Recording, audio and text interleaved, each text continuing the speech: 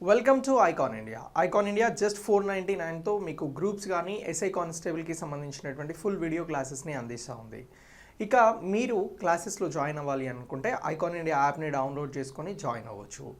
Icon India అందిస్తున్నటువంటి ఈ current affairs మీరు తక్కువ టైంలో ఎక్కువ ప్రిపేర్ అయ్యేలాగా డిజైన్ చేయడం జరిగింది. అల్టిమేట్గా మీరు ఎగ్జామ్లో రాసేటువంటి క్వశ్చన్స్ ఏ విధంగా అయితే ఉంటాయో ఆ విధంగా డిజైన్ చేసి ఇవి మీకు ఎక్స్ప్లెయిన్ చేయడం జరుగుతుంది. డైలీ ఉండేటువంటి కరెంట్ ఇష్యూస్కి సంబంధించి ఇందులో ఇంటర్నేషనల్, నేషనల్, రీజనల్, అలాగే సైన్స్ అండ్ టెక్నాలజీతో పాటు వివిధ విభాగాలకి సంబంధించినటువంటి కరెంట్ అఫైర్స్ని మనం నేర్చుకోవచ్చు. ఇక ఈరోజు ఫస్ట్ క్వశ్చన్ చూడండి. సబ్మిషన్ ఆన్ అగ్రికల్చరల్ మెకనైజేషన్ అనేది ఏ కేంద్ర మంత్రిత్వ శాఖ యొక్క పథకం? Option A science and technology మంత్రిత్వ శాఖ, ఆప్షన్ బి వ్యవసాయం మరియు రైతుల సంక్షేమ మంత్రిత్వ శాఖ, ఆప్షన్ సి గ్రామీణాభివృద్ధి మంత్రిత్వ శాఖ, option D electronics and IT మంత్రిత్వ శాఖ. ఇందులో ఏ మంత్రిత్వ శాఖకి సంబంధించింది ఈ submission on agriculture mechanization SMAM అని చెప్పేసి అడుగుతా ఉన్నారు. మరి దీనికి సంబంధించినటువంటి రైట్ ఆన్సర్ ఏంటి అని అంటే రైట్ ఆన్సర్ వచ్చి వ్యవసాయం మరియు రైతుల సంక్షేమ మంత్రిత్వ శాఖకి సంబంధించిందే ఈ SMAM అనేటువంటి పథకం. సో ఈ పథకం ద్వారా వ్యవసాయం మరి రైతులకి సంబంధించి ఏమందిస్తున్నారు అని అంటే ఏదైతే యంత్రీకరణ అనేది ఉందో ఇది చిన్న మరియు సన్నకారు రైతులకి సంబంధించి వ్యవసాయ విద్యుత్ లభ్యత తక్కువగా ఉన్నటువంటి ప్రాంతాలలో మిషనరీని విస్తరించడానికి తీసుకొచ్చినటువంటి పథకమే ఈ పథకం. సో ఇటీవల దీనికి సంబంధించినటువంటి మార్గదర్శకాలని వ్యవసాయ యంత్రాలకి సంబంధించి ఈ పరీక్ష సంస్థలకి సంబంధించినటువంటి ICAR ఇన్స్టిట్యూట్లు అలాగే KVKలకి సంబంధించి రాష్ట్ర వ్యవసాయ విశ్వవిద్యాలయాల ద్వారా డ్రోన్ల కొనుగోలు కోసం మార్గదర్శకాలకి సంబంధించినటువంటి వివరాలను వెల్లడించడం జరిగింది. సో ఇలా డ్రోన్ల వినియోగానికి సంబంధించి పౌర విమానయాన శాఖ ఇచ్చేటువంటి పర్మిషన్స్, అనుమతులు ఏవైతే ఉంటాయో వాటిని కూడా సులభతరం చేస్తూ ఉన్నారు. సో అలా వ్యవసాయ రంగంలో యంత్రీకరణకి సంబంధించి ఈ పథకాన్ని తీసుకొస్తున్నారు. ఈ పథకం అనేది ఈ వ్యవసాయ మరియు రైతుల సంక్షేమ మంత్రిత్వ శాఖకి సంబంధించినటువంటి పథకంగా ఉంది. ఇక 2014-15లో వ్యవసాయ యంత్రీకరణ పైన ఈ మిషన్ని ప్రారంభించడం జరిగింది. సో అలా ఇప్పుడు డ్రోన్ల వినియోగం వ్యవసాయంలో తీసుకువచ్చేందుకు గాను మార్గదర్శకాలు అనేవి వచ్చిన నేపథ్యంలో ఈ స్కీమ్ అనేది మనకు very very important. So schemes related questions అనేవి మీకు ఎగ్జామ్లో ఎకానమీ పాయింట్ ఆఫ్ వ్యూలో, కరెంట్ అఫైర్స్కి సంబంధించినటువంటి ఎకానమీ రిలేటెడ్ పాయింట్ ఆఫ్ వ్యూలో ఉంటాయి. కాబట్టి అన్ని స్కీమ్స్ గురించి కూడా మీరు పర్టికులర్గా నేర్చుకోవాల్సి ఉంటుంది, వాటిని గుర్తుంచుకోవాల్సి ఉంటుంది. ఇక్కడ మనం క్వశ్చన్ ఏంటంటే సింపుల్గా వన్ వర్డ్లో అంటే వన్ సెంటెన్స్లో అడగడం జరిగింది.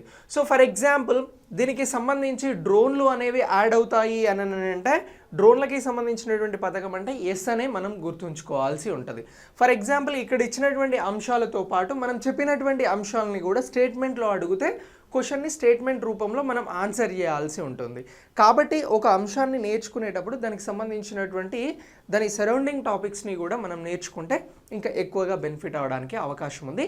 సో ఇలా మీరు సబ్మిషన్ ఆన్ అగ్రికల్చర్ మెకనైజేషన్ అనేది వ్యవసాయ రంగంలో యంత్రీకరణకి సంబంధించింది. ఇది ఎస్పెషల్లీ డ్రోన్లకి సంబంధించి వ్యవసాయ రంగంలో వాడేందుకు తీసుకొస్తున్నటువంటి మెకనైజేషన్కి సంబంధించిన మార్గదర్శకాలు వచ్చాయి. కాబట్టి మనం ఇంపార్టెంట్ స్కీమ్గా గుర్తుంచుకోవాలి. డ్రోన్ల వినియోగానికి సంబంధించినటువంటి అంశాన్ని కూడా మనం ప్రత్యేకంగా నేర్చుకోవాల్సి ఉంటుంది. చిన్న ఉపాంత రైతులు ఎవరైతే ఉంటారో వారికి మేలు చేసేలాగా ఈ గైడ్లైన్స్ని, ఈ మార్గదర్శకాలని రిలీజ్ చేయడం జరిగింది. Okay, right. నెక్స్ట్ క్వశ్చన్ చూడండి. దీని తర్వాత అంతర్జాతీయ విద్యా దినోత్సవాన్ని ఎప్పుడు నిర్వహిస్తున్నారు? ఇంటర్నేషనల్ ఎడ్యుకేషన్ డేకి సంబంధించి అడుగుతా ఉన్నాం. జనవరి 21, జనవరి 22, జనవరి 23, జనవరి 24. ఇందులో ఏ తేదీలలో అంతర్జాతీయ విద్యా దినోత్సవాన్ని నిర్వహిస్తున్నారు అని అంటే జనవరి 24న నిర్వహించడం జరుగుతుంది. ప్రపంచవ్యాప్తంగా ప్రపంచ శాంతి మరియు అభివృద్ధిని పెంపొందించడంలో విద్య యొక్క ప్రాముఖ్యతను ఇది హైలైట్ చేస్తూ ఉంది. ఇక దీంతో పాటు అంతర్జాతీయ విద్యా విధానాన్ని ప్రతి సంవత్సరం జనవరి 24న నిర్వహించడం జరుగుతూ ఉంది. ఇక మారుతున్న విద్యా విధానాలకి సంబంధించి విద్యను ప్రపంచం నలుమూలలకు తీసుకువెళ్ళడంలో సాంకేతికంగా పోషిస్తున్నటువంటి పాత్రను గురించి ఈ డేను నిర్వహించడం జరుగుతూ ఉంది. మొత్తం మీద అంతర్జాతీయ విద్యా దినోత్సవం ఎప్పుడు అనంటే ఇంటర్నేషనల్ ఎడ్యుకేషన్ డే ఎప్పుడు అనంటే జనవరి 24th అని చెప్పేసి గుర్తుంచుకోండి. ఇక దీని తర్వాత నెక్స్ట్ యోగ్యత మొబైల్ ఫోన్ అప్లికేషన్ను దేనికోసం ప్రారంభించడం జరిగింది. సో సాధారణ సేవల కేంద్రాలకి సంబంధించి, ఆప్షన్ బి నేషనల్ గ్రీన్ ట్రిబ్యునల్స్కి సంబంధించి, ఆప్షన్ సి భారత ఎన్నికల సంఘానికి సంబంధించింది, భారత సుప్రీంకోర్టుకి సంబంధించింది. సో గవర్నమెంట్ రిలేటెడ్గా వస్తున్నటువంటి యాప్స్, మొబైల్ అప్లికేషన్స్ ఏవైతే ఉన్నాయో వాటిని కూడా మనం అప్డేట్ చేసుకోవాల్సి ఉంటుంది. సో ఈ పాయింట్ ఆఫ్ వ్యూలోనే మనకు యోగ్యత అనేటువంటి మొబైల్ యాప్ ఇక్కడ ఇచ్చినటువంటి ఆప్షన్లలో దేనికి సంబంధించినది అని చెప్పేసి అడుగుతా ఉన్నాం. సో ఈ యోగ్యత అనే యాప్ అనేది కామన్ సర్వీస్ సెంటర్లకి సంబంధించినటువంటిది. సో కామన్ సర్వీస్ సెంటర్స్ సిఎస్సికి సంబంధించి ఇటీవల యోగ్యత మొబైల్ ఫోన్ అప్లికేషన్ను ప్రారంభించారు. గ్రామీణ ప్రాంతాల్లోని యువత మరియు ఇతర పౌరులకి వృత్తి విద్య మరియు నైపుణ్యం పెంపొందించేలా అవకాశాలను అందించడం దీని లక్ష్యం. ఏమంటున్నారు, యోగ్యత అనేటువంటి యాప్ ఏదైతే ఉందో ఇది గ్రామీణ ప్రాంతాలలో ఉన్నటువంటి యువతకి వృత్తి విద్యను నైపుణ్యాలను పెంపొందించేటువంటి లక్ష్యంతో దీన్ని తీసుకురావడం జరిగింది అని అంటున్నారు. ఇక ఇది ఉపాధిని పెంచడానికి సంబంధించి సైబర్ సెక్యూరిటీ, సిఏడి మరియు 3D ప్రింటింగ్ వంటి కోర్సులని కూడా ఇది అందిస్తూ ఉంది. ఇక శిక్షణ కంటెంట్ను నిరంతరం అభ్యాస్ మోడ్లో తీసుకోవాల్సి ఉంటుంది. కోర్సులను వార్షిక సబ్స్క్రిప్షన్ ఆధారంగా కూడా తీసుకోవచ్చు. కామన్ సర్వీస్ సెంటర్స్కి సంబంధించిందే ఈ యోగ్యత యాప్. దీని ద్వారా కోర్సెస్ని అందిస్తున్నారు గ్రామీణ ప్రాంతాలలో ఉన్నటువంటి యువతకి సంబంధించి. Okay right. ఇక దీని తర్వాత నెక్స్ట్ క్వశ్చన్ చూడండి. ప్రపంచ బ్యాంక్ ఏ భారత రాష్ట్ర ప్రభుత్వానికి దాదాపు 1000 కోట్ల రుణాన్ని ఆమోదించింది? వరల్డ్ బ్యాంక్ అనేది భారతదేశంలో ఉన్నటువంటి ఒక రాష్ట్రానికి 1000 కోట్ల రుణాన్ని ఇచ్చింది అని క్వశ్చన్ తీసుకున్నాం. సో ఇక్కడ ప్రపంచ బ్యాంక్ అనేది భారతదేశంలో ఉన్నటువంటి రాష్ట్రానికి అప్పు ఇవ్వడం అనేది వెరీ వెరీ ఇంపార్టెంట్. సో ఇది option A Odisha, option B Paschim Bengal, option C Andhra Pradesh, option D Karnataka. ఇందులో ఏ రాష్ట్రానికి వరల్డ్ బ్యాంక్ అనేది అప్పును ఇవ్వడం జరిగింది, రుణాన్ని ఇవ్వడం జరిగింది? పశ్చిమ Bengal. B is the right answer. పశ్చిమ బెంగాల్ ప్రభుత్వం కోసం ప్రపంచ బ్యాంక్ దాదాపు 1000 కోట్ల రుణాన్ని, దీన్ని డాలర్లలో చెప్పాల్సి వచ్చినప్పుడు 125 మిలియన్ల రుణాన్ని ఆమోదించింది అని చెప్పేసి west Bengal building state capacity for inclusive social protection అనే ఆపరేషన్ కింద ఈ రుణం ఆమోదించబడింది అని చెప్పేసి అంటున్నాం. ఇక సామాజిక భద్రతకి సంబంధించి పలు అభివృద్ధి కార్యక్రమాలకి ఈ రుణాన్ని వినియోగించబోతుంది పశ్చిమ బెంగాల్ ప్రభుత్వం. ఇటీవల ఏ గవర్నమెంట్కి ప్రపంచ బ్యాంక్ అనేది అప్పిచ్చింది, ఏ రాష్ట్ర ప్రభుత్వానికి అని అంటే పశ్చిమ బెంగాల్ అని చెప్పేసి గుర్తుంచుకోండి. ఇక దీని తర్వాత నెక్స్ట్ క్వశ్చన్ చూడండి. స్పైసెస్ బోర్డ్ అనేది ఏ మంత్రిత్వ శాఖ పరిధిలోని నియంత్రణ మరియు ఎగుమతుల ప్రమోషన్ ఏజెన్సీ?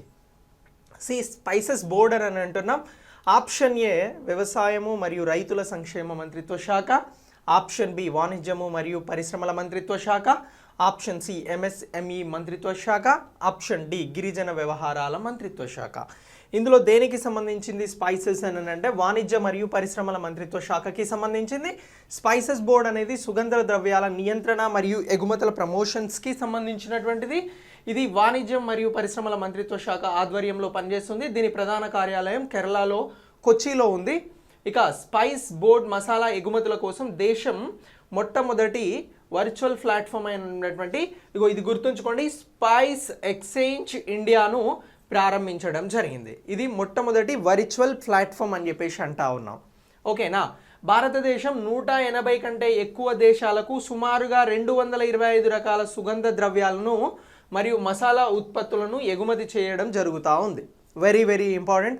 భారతదేశం ఎన్ని దేశాలకి సుగంధ ద్రవ్యాలను ఎగుమతి చేస్తుంది అని అంటే 180 దేశాలకి పైగా సుగంధ ద్రవ్యాలను, మసాలాలను ఎగుమతి చేస్తుంది. ఓకేనా. ఇందులో ఎన్ని వందల రకాల మసాలాలు, సుగంధ ద్రవ్యాలు ఉన్నాయంటే 225 రకాలు. ఫర్ ఎగ్జాంపుల్ ఇప్పుడు మనం చెప్పినవే స్టేట్మెంట్ రూపంలో అడిగినప్పుడు వీటిపై మన గ్రిప్ ఉంటే ఈజీగా ఆన్సర్ చేయడం జరుగుతుంది. ఓకేనా. సో ఇది ఇక ఇప్పుడు తీసుకొచ్చినటువంటి వర్చువల్ ప్లాట్ఫామ్ ఏదైతే ఉందో ఈ స్పైస్ ఎక్స్చేంజ్ ఇండియా అనేటువంటి ఈ ప్లాట్ఫామ్ ఏదైతే ఉందో దీనికి సంబంధించి ఇది ఏఐని ఉపయోగించి అంటే ఆర్టిఫిషియల్ ఇంటెలిజెన్స్ని ఉపయోగించి భారతదేశపు మసాలా ఎగుమతిదారులను ప్రపంచవ్యాప్తంగా ఉన్నటువంటి కొనుగోలుదారులతో కనెక్ట్ చేయడానికి సంబంధించి లక్ష్యంగా పెట్టుకుంది. ఇటీవల భారత్లో తీసుకొచ్చినటువంటి స్పైస్ ఎక్స్చేంజ్ ఇండియాకి సంబంధించినటువంటిది దేని ఆధారంగా పనిచేస్తుంది అని చెప్పేసి అడగవచ్చు. అప్పుడు మనం చెప్పాల్సినటువంటి ఆన్సర్ ఆర్టిఫిషియల్ ఇంటెలిజెన్స్ ఆధారంగా. ఇది ఏం చేస్తుంది అని అంటే ప్రపంచ దేశాలకు ఎగుమతి చేస్తున్నటువంటి మసాలాలకి సంబంధించి కొనుగోలుదారులు ఎవరైతే ఉన్నారో వారిని ఇంటర్లింక్ చేస్తూ పనిచేయబోతా ఉంది ఆర్టిఫిషియల్ ఇంటెలిజెన్స్, కృత్రిమ మేధస్సు. ఓకేనా, అన్ని రంగాలలో కూడా ఇది చాలా అగ్రెసివ్గా రావడం జరుగుతుంది. నెక్స్ట్ క్వశ్చన్ చూడండి, prevention of money laundering act adjudicating అథారిటీకి 5 సంవత్సరాల కాలానికి చైర్పర్సన్గా ఎవరు నియమితులయ్యారు? ప్రివెన్షన్ ఆఫ్ మనీ లాండరింగ్ యాక్ట్కి సంబంధించినటువంటి అథారిటీకి ఎవరు 5 సంవత్సరాల కాలపరిమితికి సంబంధించి చైర్పర్సన్గా నియమితులయ్యారు? Option A Vijay Kumar Sharma, option B Dinesh Verma, option C Vinodanand Jha, option D Anand Chetan Gupta. So ఇందులో ఆప్షన్ సి వినోదానంద్ ఝా అనే అతను ఈ ప్రివెన్షన్ ఆఫ్ మనీ లాండరింగ్ యాక్ట్కి సంబంధించి అడ్జుడికేటింగ్ అథారిటీ ఏదైతే ఉందో దీనికి 5 సంవత్సరాల కాల పరిమితికి ఇతను చైర్పర్సన్గా నియమితులు కావడం జరిగింది. ఇతను 1983 బ్యాచ్ రిటైర్డ్ ఐఆర్ఎస్ ఆఫీసర్గా పనిచేశారు. ఇంతకుముందు పూణేలో ఇన్కమ్ ట్యాక్స్కి సంబంధించి ప్రిన్సిపల్ చీఫ్ కమిషనర్గా పనిచేయడం జరిగింది. అలా ఈ వినోదానంద్ ఝా గురించి మీరు గుర్తుంచుకోండి. మనం తక్కువగా ఫోకస్ చేసేటువంటి అంశాలపైన క్వశ్చన్స్ అనేవి రావడానికి అవకాశం ఉంది కాబట్టి prevention of money laundering act adjudicating అథారిటీకి కొత్త చైర్మన్ ఎవరు అని అంటే వినోదానంద్ ఝా అని చెప్పేసి గుర్తుంచుకోండి. ఓకే, ఇక దీని తర్వాత నెక్స్ట్ క్వశ్చన్ చూడండి, ఇటీవల 9వ జాతీయ మహిళల ఐస్ హాకీ ఛాంపియన్షిప్ ఎక్కడ జరిగింది? స్పోర్ట్స్కి సంబంధించినటువంటి క్వశ్చన్స్ అనేవి కూడా మనకు చాలా చాలా ఇంపార్టెంట్. బట్ ఈ స్పోర్ట్స్కి సంబంధించినటువంటి రెగ్యులర్ స్పోర్ట్స్ కాకుండా ఇలాంటి స్పోర్ట్స్ పైన కూడా మనం ఫోకస్ చేయాల్సి ఉంటుంది. ఇక్కడ ఏమంటున్నారు, ఇటీవల 9వ జాతీయ మహిళల ఐస్ హాకీ ఛాంపియన్షిప్ ఎక్కడ జరిగింది అని అంటున్నాం. ఇది భారత్లోనే జరిగింది. ఎక్కడ జరిగింది అని అంటే ఇక్కడ ఆప్షన్స్ ఇస్తున్నారు, మీరు ఆన్సర్ చేసే ప్రయత్నం చేయండి. Option A Ladakh, option B Himachal Pradesh, option C Uttarakhand, option D Sikkim. So ఇది ఎక్కడ జరిగింది అని అంటే హిమాచల్ ప్రదేశ్లో జరిగింది. జాతీయ 9వ మహిళల హాకీ ఛాంపియన్షిప్ అనేది ఐస్ హాకీ ఐస్ అండి, ఐస్లో జరిగినటువంటి హాకీ ఛాంపియన్షిప్ ఇది. ఓకేనా, ఇది లడఖ్కి చెందిన హిమాచల్ ప్రదేశ్లో జరిగింది. అలాగే లడఖ్కి చెందినటువంటి మహిళల జట్టు విజేతగా నిలిచింది. హిమాచల్ ప్రదేశ్లోని లాహౌల్ స్పితి జిల్లాలోని కాజా ప్రాంతంలో ice hockey association of India ఈ ఛాంపియన్షిప్ని నిర్వహించింది. ఓకేనా, ఇక ఢిల్లీ, లడఖ్, హిమాచల్ ప్రదేశ్ నుంచి మొత్తం 6 జట్లు ఈ ఛాంపియన్షిప్లో పాల్గొనడం జరిగింది. 6 జట్లలో లడఖ్కి సంబంధించినటువంటి మహిళల జట్టు అనేది విజేతగా నిలవడం జరిగింది. 9వ జాతీయ ఐస్ హాకీ ఛాంపియన్ పోటీలు ఎక్కడ జరిగాయి అని అంటే హిమాచల్ ప్రదేశ్లోని లాహౌల్ స్పితి జిల్లాలోని కాజా ప్రాంతంలో ఈ ఐస్ హాకీ పోటీలు జరిగాయి అని చెప్పేసి గుర్తుంచుకోండి. ఇక నెక్స్ట్ క్వశ్చన్, అస్సాం ప్రభుత్వం అత్యున్నత పౌర పురస్కారం అస్సాం బైబన్. సో దీన్ని ఎవరికి ప్రదానం చేయడం జరిగింది? ఇది అస్సాంకి సంబంధించినటువంటి అత్యున్నత పౌర పురస్కారం ఏమంటున్నాం, అస్సాం బైబన్ అని అంటున్నాం. దీనిని ఎవరికి ప్రదానం చేశారు? Option A Anand Mahindra, option B Mukesh Ambani, option C Ratan Tata, option D Kiren Rijiju. So ఎవరికి ఈ అస్సాం బైబమ్ అనేటువంటి దానిని అందజేయడం జరిగింది? ఇది అస్సాంకి సంబంధించినటువంటి అత్యున్నత పురస్కారం అని చెప్పేసి అంటున్నాం. సో దీనిని ఎవరికి అందజేశారు అని అంటే రతన్ టాటా గారికి అందజేయడం జరిగింది. 2021 సంవత్సరానికి సంబంధించి అస్సాం బైభవ్, అస్సాం సౌరభ్, అలాగే అస్సాం గౌరవ్ ఈ అవార్డులను ప్రదానం చేస్తున్నట్లు అస్సాం ముఖ్యమంత్రి ఎవరు హిమంత్ బిశ్వ శర్మ అనే అతను ప్రకటించడం జరిగింది. ఇక్కడ మనం అస్సాం బైభవ్ అనేటువంటిది అత్యున్నత పౌర పురస్కారం అని అంటున్నాం. దీనిని రతన్ టాటా గారికి ప్రకటించడం జరిగింది. అయితే కోవిడ్-19 నేపథ్యంలో ఇతను రతన్ టాటా గారు ఆ కార్యక్రమానికి హాజరవ్వలేదు, కానీ అతని తరపున అతని ప్రతినిధి హాజరై ఈ అవార్డుని తీసుకోవడం జరిగింది. ఈ అవార్డుకి సంబంధించి 5 లక్షల నగదు పురస్కారాన్ని ఇస్తారు. అలాగే ఈ గౌరవం పొందినటువంటి వారు ఎలాంటి వైద్య ఖర్చులు లేకుండా దానికి సంబంధించి ఏమైనా అయితే ట్రీట్మెంట్ తీసుకోవచ్చు. ఈ అవార్డుకి సంబంధించినటువంటి ప్రత్యేకతలు అయితే రతన్ టాటా గారికి గతంలో 2008లో పద్మవిభూషణ్ అనేటువంటి అవార్డు వచ్చింది. ఆ తర్వాత పద్మభూషణ్ అనేటువంటి అవార్డు 2000 సంవత్సరంలోనే వచ్చింది. ఇటీవల తనకి అస్సాంకి సంబంధించినటువంటి అస్సాం బైభవ్ అనేటువంటి అస్సాం అత్యున్నత పురస్కారాన్ని అందజేయడం జరిగింది. ఓకే, ఈ టాపిక్ని కూడా మీరు ఇంపార్టెంట్గానే ఫీల్ అవ్వండి. Okay right. National tourism day ఎప్పుడు? నేషనల్ టూరిజం డే ఎప్పుడు అని అడుగుతున్నాం. జనవరి 24, జనవరి 25, జనవరి 26, జనవరి 27. సో నేషనల్ టూరిజం డే అనేది జనవరి 25న నిర్వహించడం జరుగుతూ ఉంది. పర్యాటక రంగం యొక్క ప్రాముఖ్యత, దాని సామాజిక, రాజకీయ, ఆర్థిక మరియు సాంస్కృతిక అంశాలని ప్రజలందరికీ అవగాహన కల్పించేందుకు ఈ రోజును నిర్వహించడం జరుగుతూ ఉంది. ఇక జాతీయ విధానాలను రూపొందించడానికి, టూరిజానికి సంబంధించిన అభివృద్ధి కోసం పర్యాటక మంత్రిత్వ శాఖ అనేది భారతదేశంలో ఒక నోడల్ ఏజెన్సీగా ఉంది. ఇక కేంద్ర పర్యాటక మంత్రిగా తెలుగు రాష్ట్రాలకి సంబంధించినటువంటి జి కిషన్ రెడ్డి గారు ఉన్నారు. సో ఈ అన్ని టాపిక్స్ని కూడా మీరు అప్డేట్ చేసుకోండి. జనవరి 25 జాతీయ పర్యాటక దినోత్సవంగా నిర్వహిస్తున్నాం భారతదేశంలో. నెక్స్ట్ క్వశ్చన్ చూడండి, నేషనల్ ఓటర్స్ డే థీమ్ ఏమిటి అని అడుగుతున్నాం. నేషనల్ ఓటర్స్ డే థీమ్ ఏమిటి అంటున్నాం. అంటే నేషనల్ ఓటర్స్ డే అనేది కూడా ఉంది. మరి ఇది ఎప్పుడు జరుగుతూ ఉంది అని అంటే జనవరి 25నే నేషనల్ ఓటర్స్ డేని కూడా నిర్వహించడం జరుగుతూ ఉంది. సో దీనికి సంబంధించినటువంటి థీమ్ ఏంటి అని అంటే option A making elections inclusive, access and participative. Option B making elections exclusive, access and participative. Option C young voters access and participative. Option D పైవన్నీ అని అంటున్నాం. సో మనం నేషనల్ ఓటర్స్ డేకి సంబంధించిన థీమ్ అడగడం జరిగింది.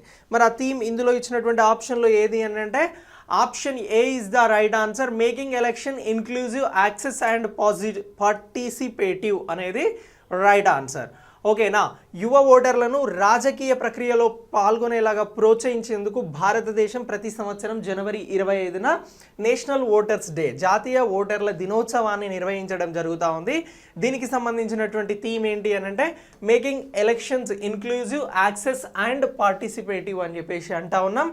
ఇక దీనికి సంబంధించి ఈ సంవత్సరం థీమ్ అనేది దీనిగా తీసుకోవడం జరిగింది.